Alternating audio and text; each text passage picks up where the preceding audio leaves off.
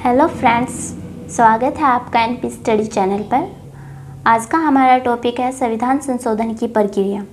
इससे पहले वीडियो में भी हम बात कर चुके हैं संविधान संशोधन की प्रक्रिया की।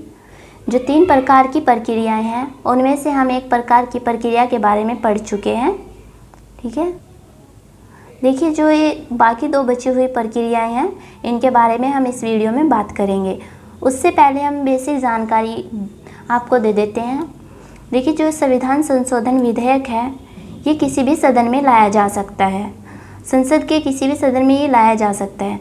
देखिए संसद 3 अंगों से मिलकर बनी है, लोकसभा, राज्यसभा और राष्ट्रपति। लोकसभा और राज्यसभा ये संसद के सदन हैं दोनों। ठीक है, देखिए संविधान जो विधेयक है दोनों सदनों में से किसी में भी पहले लाया जा सकता है। ठीक है, और इसे अगर दोनों सदनों में से कोई एक भी सदन सहमत नहीं है तो ये विधेयक समाप्त हो जाएगा। ठीक है, और उसके लिए संयुक्त बैठक का प्रावधान भी नहीं किया गया है। ठीक है, देखिए जो ये विधेयक होता है संशोधन विधेयक पहले लोकसभा या राज्यसभा के पास जाएगा और उसके बाद उन दोनों से पारित होने के बाद राष्ट्रपति के पास जाएगा और जब तीनों से पारित हो जाता है तो ये विधेयक अधिनियम बन जाता है। ठीक है, देखिए हम अब बात करते हैं हम विशेष बहुमत द्वारा संशोधन की। ठीक है, चलिए बात करते हैं विशेष बहुमत द्वारा संशोधन की। देखिए इसमें क्या है, सदन की कुल सदस्य संख्या के बहुमत। ठीक है, सदन में कुल जितने सदस्य हैं उनके बहुमत, उपस्थित और मतदान करने वाले सदस्यों का 2/3 बहुमत। जितने भी वहाँ पे उपस्थित होते हैं और मतदान करने वाले सदस्य हैं उनका 2/3 बहुमत होना चाहिए। ठीक है, देखिए संविधान में जितने भी संशोधन होते हैं अधिकतर सर्वाधिक संशोधन इस प्रक्रिया द्वारा ही किए जाते हैं। यानी संविधान में सर्वाधिक जो संशोधन होंगे वो विशेष बहुमत द्वारा ही संशोधित किए जाएंगे। देखिए मौलिक अधिकार और नीति निर्देशक तत्वों से संबंधित जितने भी संशोधन होंगे वो सब विशेष बहुमत द्वारा ही पारित होंगे। ठीक है, चलिए अब बात करते हैं तीसरी प्रक्रिया की, विशेष बहुमत और राज्य के अनुसमर्थन द्वारा संशोधन। ठीक है, ये जो प्रक्रिया है ये सबसे कठिन प्रक्रिया है। ठीक है, इसमें देखिए क्या होता है, संसद का विशेष बहुमत होना चाहिए, आधे राज्यों के विधानमंडलों का साधारण बहुमत होना चाहिए।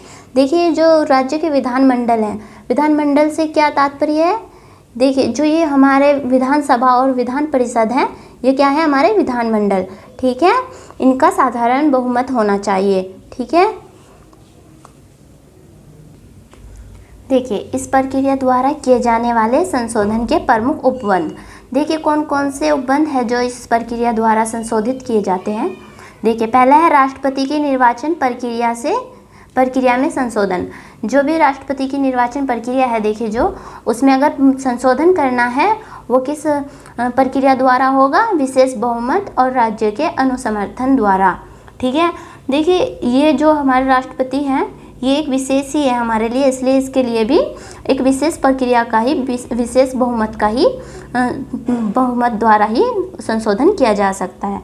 हमारे जो ये राष्ट्रपति होते हैं भारत के प्रथम नागरिक होते हैं। ठीक है, प्रथम नागरिक होते हैं, गणतंत्रात्मक शासन व्यवस्था का प्रतिनिधित्व करता है। ठीक है, राष्ट्रपति क्या करता है, हमारे गणतंत्रात्मक शासन व्यवस्था का प्रतिनिधित्व करता है, इसलिए इसे विशेष बहुमत द्वारा ही संशोधित किया जा सकता है। ठीक है,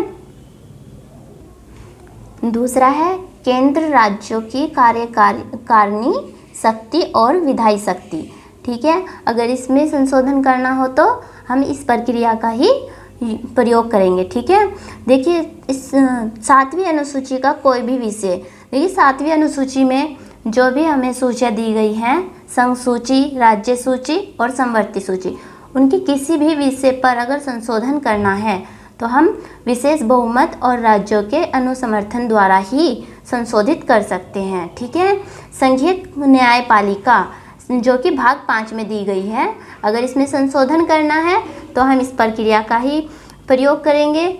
राज्यों के उच्च न्यायालय जो कि भाग 6 में दिए गए हैं, ठीक है, इनका संशोधन करना है।